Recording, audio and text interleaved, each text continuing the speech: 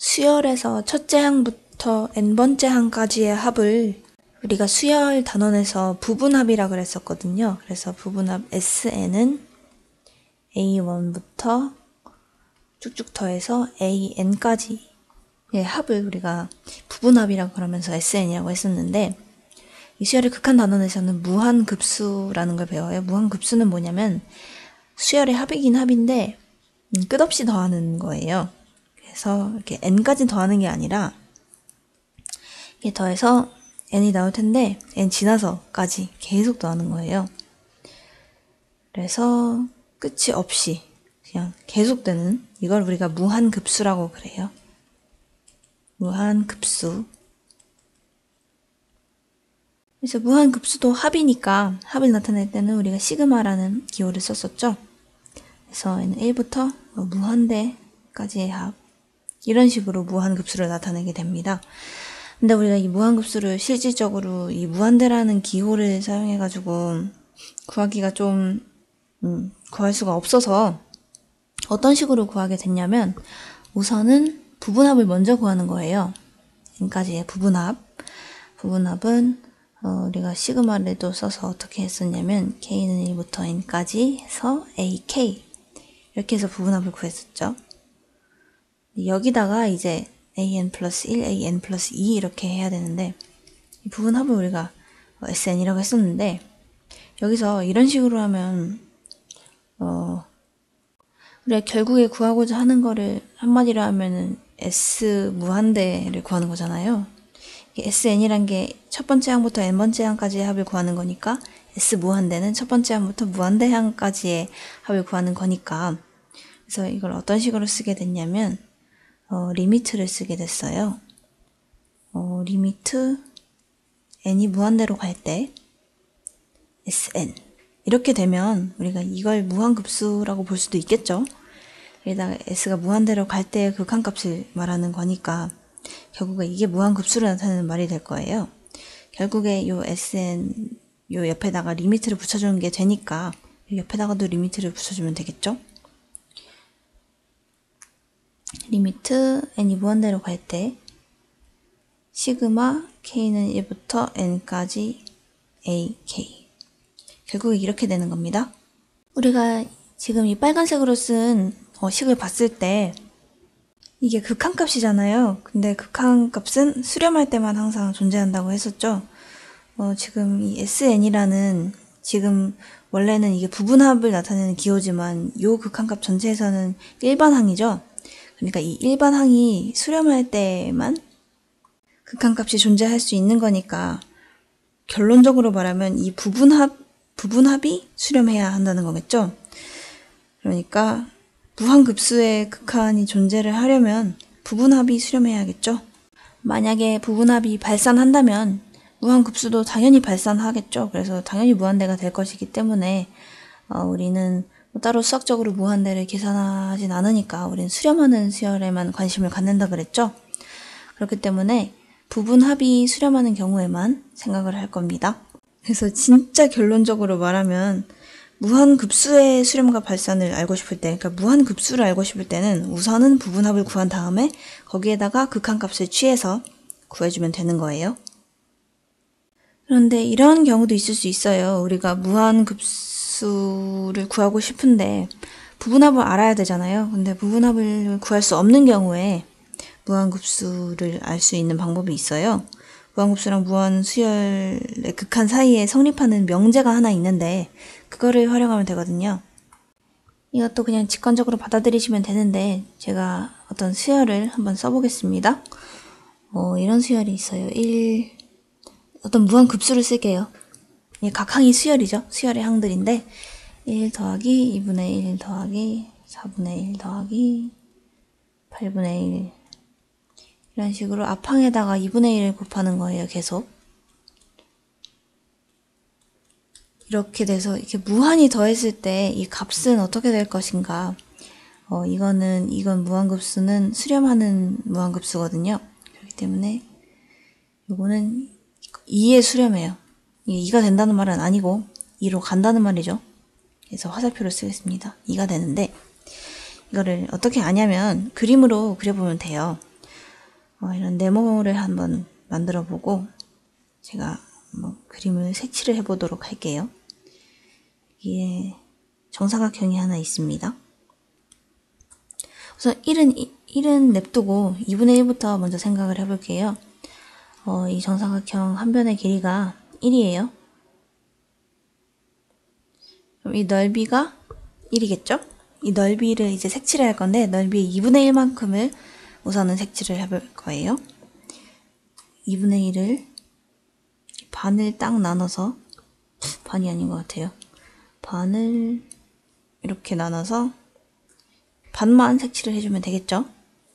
그래서 이렇게 반만 색칠을 해볼 거예요. 너무 많이 칠했네요. 그냥 대충 합시다. 자, 이렇게 하고 2분의 1을 칠했어요. 그럼 이제 4분의 1을 또 남은 것 중에 4분의 1을 칠해볼 거예요. 이거에 반을 칠하면 되겠죠.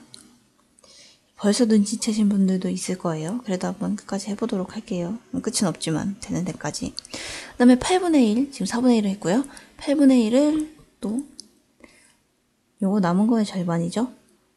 요만큼을 또 색칠을 해주고 16분의 1은 이것의 절반이죠. 그렇기 때문에 남은 부분 이렇게 해서 색칠을 또 해주면 되고요.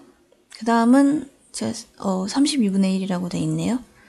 다음은 32분의 1 이것의 절반 해서 32분의 1만큼 칠해주고요. 그 다음에 쓰진 않았지만 그 다음은 64분의 1이겠죠?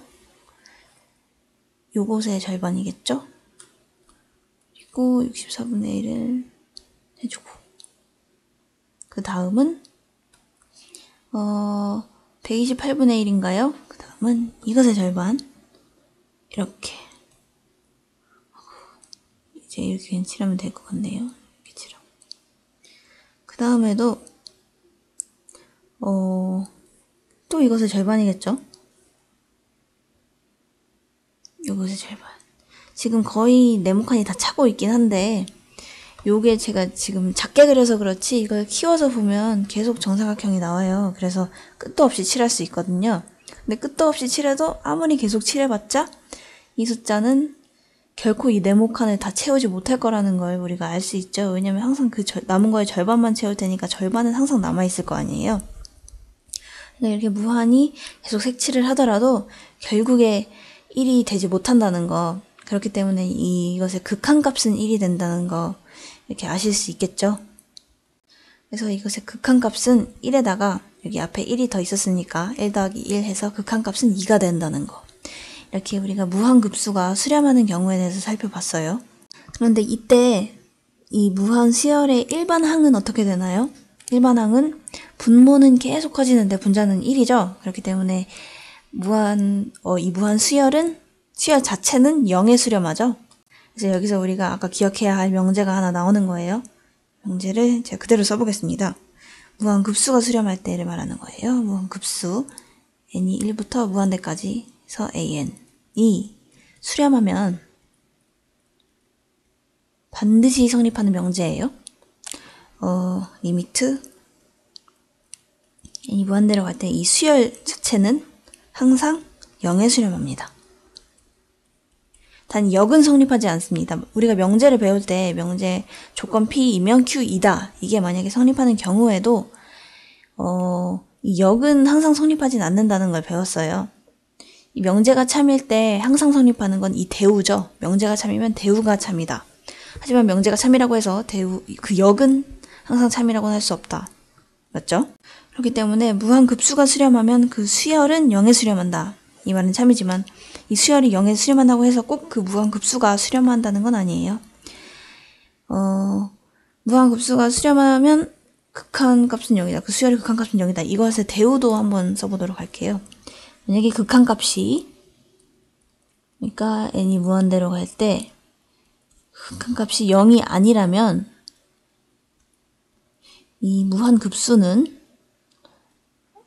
1부터 무한대까지 의 합은 수렴하지 않고 발산한다. 처음 썼던 명제의 대우죠. 이것도 항상 참입니다.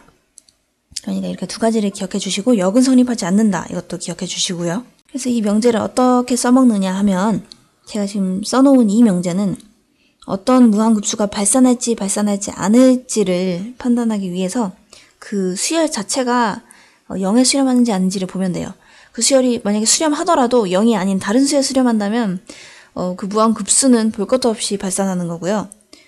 만약에 그 수열의 일반 항이 0에 수렴한다면 그 무한수열은 발산할 수도 있고 수렴할 수도 있고 하는 거예요. 그럼 마지막으로 무한급수의 성질에 대해서 알아보고 끝낼게요.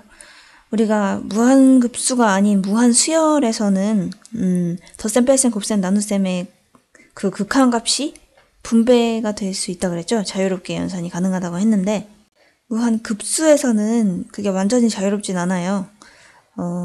상수가 곱해져 있을 경우에는 상수가 그대로 앞에 튀어나온다는 건 똑같은데, 그리고 덧셈이나 뺄셈의 경우에 분배가 가능하다는 것도 똑같지만 곱하기나 나누기의 경우에는 이렇게 분배를 해줄 수가 없어요. 무슨 말이냐면 만약에 무한급수가 1부터 만대까지의 an 나누기 bn 뭐 이게 돼 있을 경우에 이걸 이렇게 분배를 해줄 수가 없다는 말이에요. 그러니까 이건 다르단 말이죠.